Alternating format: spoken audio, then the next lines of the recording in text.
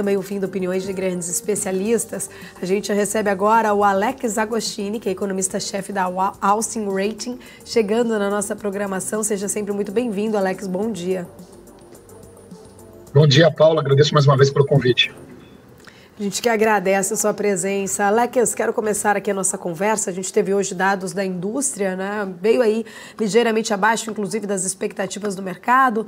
O mercado esperava 0,5, 0,4, veio de fato. Queria entender um pouquinho da sua visão, né, especificamente, se você acha que a indústria deve seguir aí parada, a tendência é continuar de lado. Como que você enxerga aí as possibilidades, né, para uma mudança, vamos dizer assim, deste atual patamar hoje da indústria brasileira?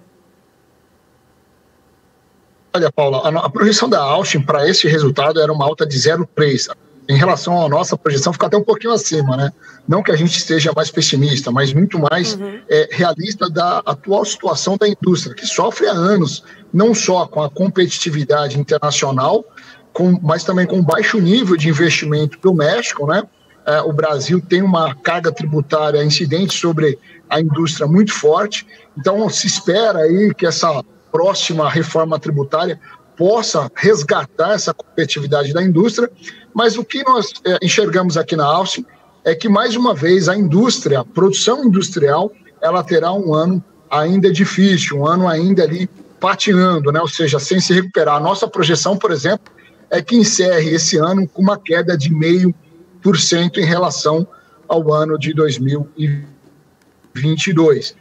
Quando a gente fala do PIB, em geral, claro que aí é um crescimento, porque aí envolve outros setores da indústria, e não só da extrativa e da indústria de transformação. Mas a indústria no Brasil, como eu disse antes, ela sofre principalmente com a questão da concorrência internacional e o baixo investimento doméstico.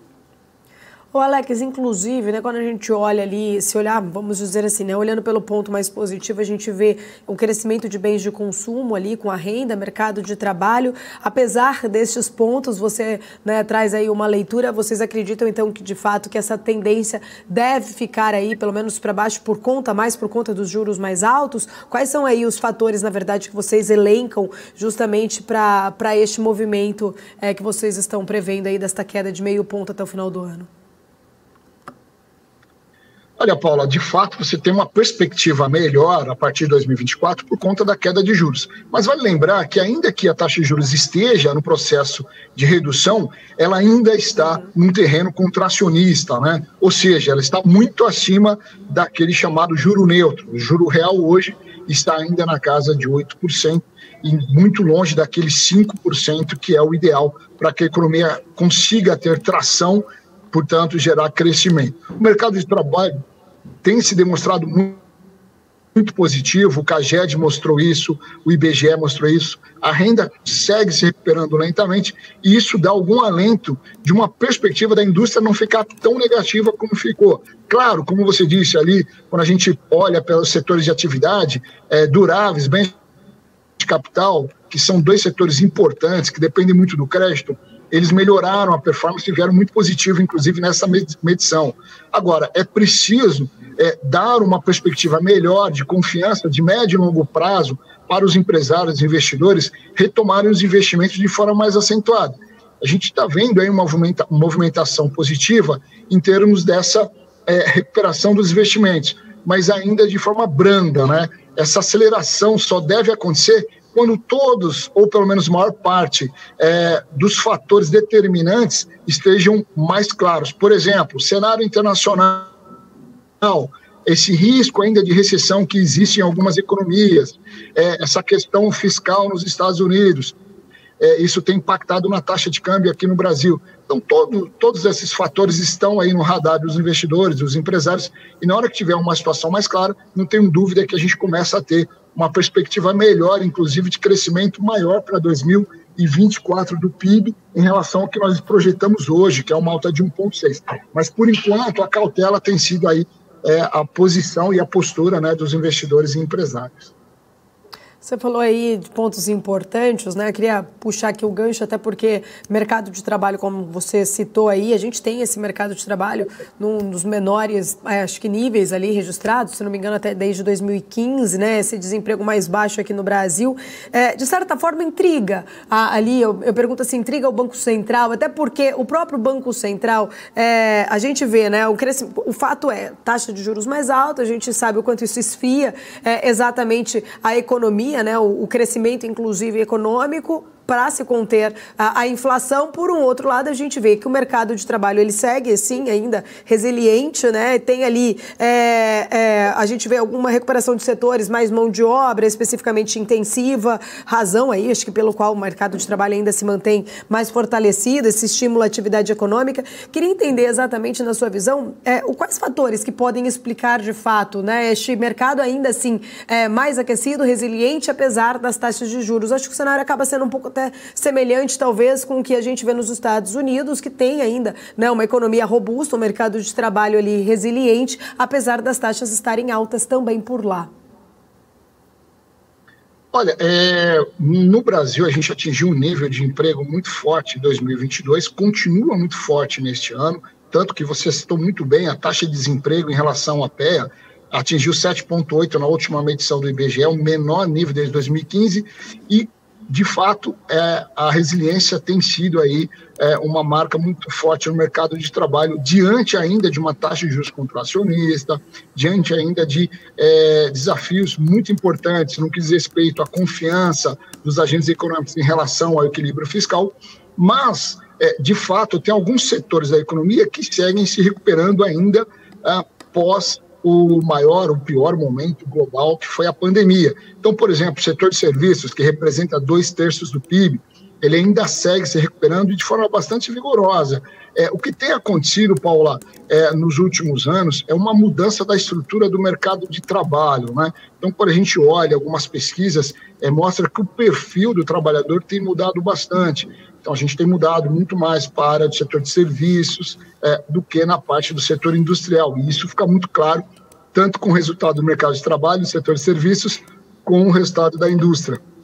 Dessa mudança estrutural permite que a gente tenha ainda saldos positivos no mercado de trabalho e queda da taxa de desemprego. Ou seja, aquela mudança indo para uma questão de um trabalhador autônomo, isso vem acontecendo, inclusive foi motivo de mudança da metodologia de cálculo do CAGED, né, que passou a incorporar, por exemplo, o E-Social, que é uma forma de você conseguir contabilizar informações de pessoas que trabalham com MEI, né, o microempreendedor individual, e isso muda essa estrutura do mercado de trabalho e por isso determina essa resiliência que a gente vem observando. Já nos Estados Unidos a diferença é outra, né? Por que isso acontece lá, o mercado de trabalho resiliente? Porque lá a gente tem um ganho de produtividade muito forte, com uma conquista ali de salário hora muito forte, diferente do que acontece aqui, que o nível de produtividade é muito baixo. Então a gente vai por essa mudança de estrutura do perfil do mercado de trabalho do trabalhador em si. Alex, muito bom dia. Felipe Nascimento falando agora. E aí eu queria juntar um pouco de todas essas conversas que você estava tendo com a Paula, porque a gente tem falado bastante, né, com alguns economistas aqui, projetando o ciclo, né, de corte de juros aqui no Brasil. A gente já vê que uma economia um pouco mais aquecida, os últimos dados mostram isso, acaba tirando um pouco de todo o ímpeto de queda de juros aqui no Brasil, né? Porque com a atividade aquecida, com o emprego ainda bastante resiliente, né, isso pode prejudicar o Banco Central nessa tomada de decisão. Ainda com os fatores externos, o Campos Neto tem falado, a barra está ficando cada vez mais alta. Tanto que as expectativas, algumas expectativas já passaram de um dígito, de 9%, para 10, 10,5%, e eu já ouvi algumas pessoas falando que talvez o piso ali do juro seja 11%. Como que está essa interpretação, juntando todos esses dados e esses cenários que a gente tem conversado aqui, Alex? Você acha que está complicado da gente chegar num juro terminal de um dígito? A gente ainda está bastante influenciado por toda essa dinâmica que estamos vendo e aí a gente pode chegar num juro de 11%, no mínimo, no máximo, na verdade? Bom dia, Felipe. Bom, na verdade, não é o que a Austin enxerga. Hoje, obviamente, né, a gente sabe que a economia ela é dinâmica, tem alguns fatores de riscos aí no radar, que o Banco Central está acompanhando de perto, entre eles, obviamente, a questão nos Estados Unidos, que tem um impacto ali na moeda, ou seja, na relação real-dólar, e que dependendo da desvalorização do real, isso traz um efeito sobre os preços no atacado e que, por sua vez, vai bater no varejo. Mas isso é só um risco que o Banco Central segue monitorando. São fatores ali determinantes e condicionantes. Quando a gente olha os fatores condicionantes, claro, a atividade econômica ainda segue num processo de recuperação. Muita gente fala, o PIB, as estimativas do PIB estão superando 3%, isso é uma preocupação que está crescendo muito. Não, na verdade, nós estamos desacelerando menos, né? Se a gente comparar o desempenho da economia neste ano em relação ao ano passado, nós estamos crescendo menos, estamos acelerando menos. Isso é um fator positivo, porque ainda permite crescer a economia sem gerar inflação. E aí um ponto que é determinante, o que o Banco Central ele fala todas as vezes nos seus comunicados, seja na ata ou no relatório trimestral de inflação, é a questão do juro neutro, que eu falei com a Paula no início da nossa entrevista. Hoje, a economia brasileira ainda está numa taxa de juros contracionista. O que o Banco Central olha é uma coisa muito simples, muito clara. Ele pega ali algumas medidas de juro neutro, que vai ficar entre 4,5% e 5%, e se a gente utilizar 5% como juro neutro, que é aquele juro que permite crescer a economia sem gerar inflação, hoje, o juro real do Brasil, que é a Selic descontada o IPCA, isso olhando para 2 meses à frente, né, nós ainda estamos com uma diferença de 4 a 5 pontos percentuais para atingir o juro neutro.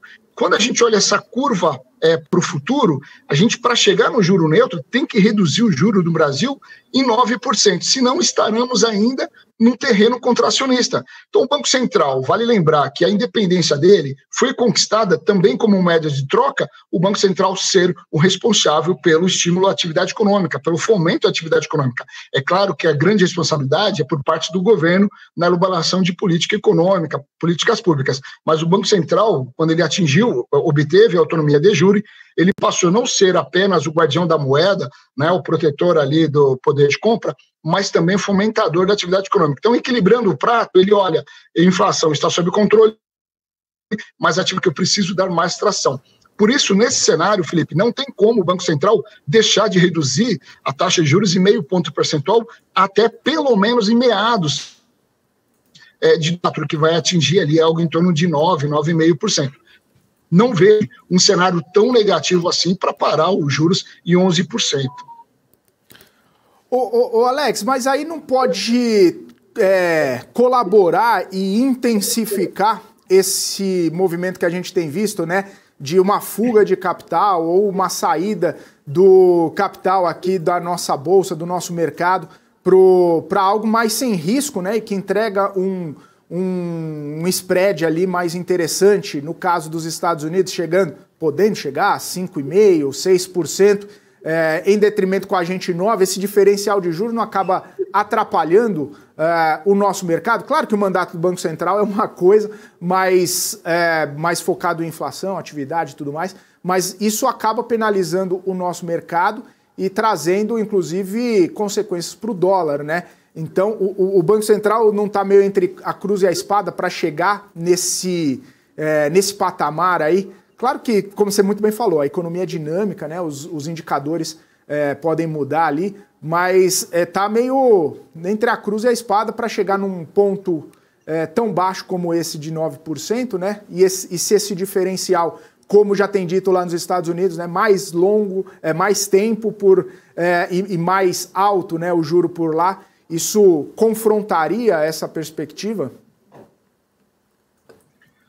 Olha, Felipe, é claro que a questão de fluxo de capitais do Brasil para os Estados Unidos, por conta desse diferencial de juros começar a diminuir, né, reduzindo a taxa de juros aqui, esse é um fator condicionante, não é determinante. De novo, o Banco Central ele olha para fatores determinantes de política monetária para o horizonte de tempo mais relevante para sua execução, que é final de 2024, início de 2025. Se ele olhar hoje o movimento de hoje, ele está olhando para o retrovisor, e aí é claro que ele não vai tomar a decisão de cair os juros, ou seja, ele pararia agora. Então não é isso que o Banco Central tem que tomar a sua decisão, e nunca tomou, aliás. É um fator de risco, entre outros, que ele acompanha. A questão fiscal no Brasil é mais um, porém, de novo, ele olha isso momentaneamente.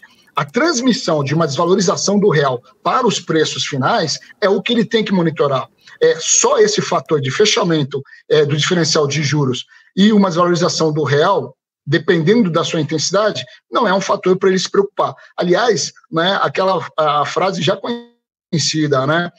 O medo de perder tira a vontade de ganhar. Ou seja, se o Banco Central ficar só olhando para essa relação, ele faz com que todas as outras variáveis determinantes da política monetária vão ficar secundárias. Por exemplo, a questão de uma inflação já convergindo para o centro da meta, que esse é um ponto fundamental. A própria capacidade, né, do Haddad de conseguir o equilíbrio fiscal em 2024, que é o período da política monetária mais relevante. Então, todos esses fatores, eles sobressaem a essa questão do fechamento da taxa de juros.